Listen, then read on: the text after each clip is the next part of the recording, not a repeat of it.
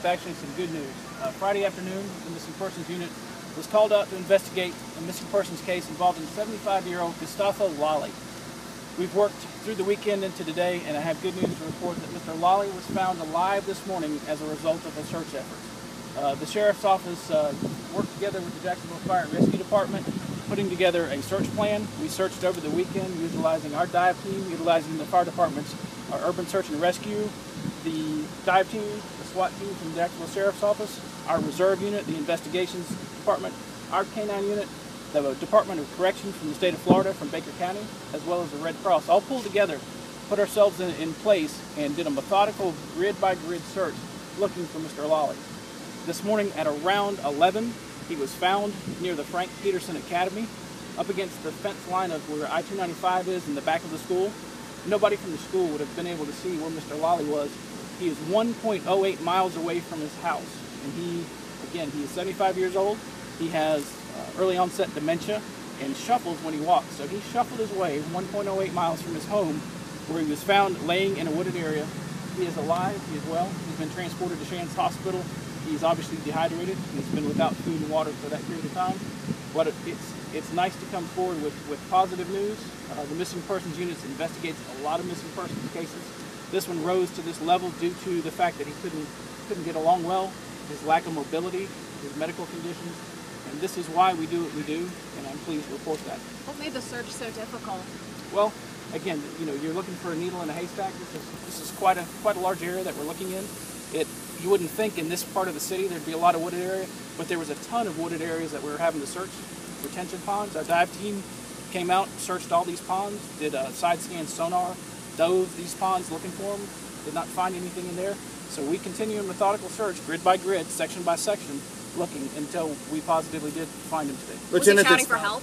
No, he was not. He said he was tired, he had to use the restroom, and he was really kind of out of it. Chief, yesterday, Lieutenant Schoonover, his words were, "We know he's out here somewhere." Does this validate that massive search? Absolutely.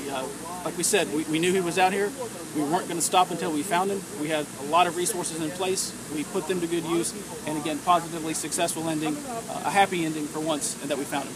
It seems pretty amazing that a man at his age and in his condition was able to make the walk for a mile but still come out in pretty good condition. Yeah, we were very surprised ourselves, but again, please, it really warms your heart when you do this for a while. Not all these have successful outcomes. It's nice to have one that does. He's reunited with his family now, and that really touches your heart when you see family members go back with him and have a positive conclusion. What about the family reaction to the news? He was very pleased, obviously so. When you find a loved one that you don't know their condition, my heart goes out to anyone who has a missing loved one. The unanswered questions are tough, and this man has some answered questions today, and so God bless him. Can you talk more about the condition he was in that you found him in? I mean, was he unconscious? Was he, aware? He was alert. He was able to answer some questions. He knew what day it was. He knew what day he had left. Said that he had walked that way, kind of got lost, couldn't find his way home, and was obviously tired. It's fairly warm out here, high humidity, cooler at night, and he was just laid down underneath the tree. Was he grateful? Thank you? Anything? He was very pleased. You can see a very large smile on his face. So that touches your heart. Any other questions? Could you once again talk about how the family is reacting after the news?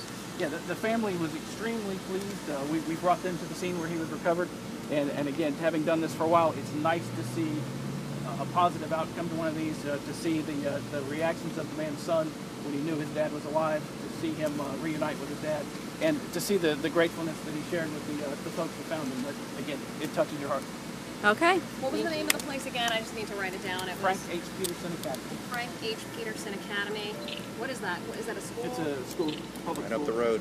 Found under a tree? Found under a tree. It's a vocational school. Okay. Who actually found him? Was it JSO? Was it a combination? It's a combination of the JSO and the urban search and rescue through the fire department.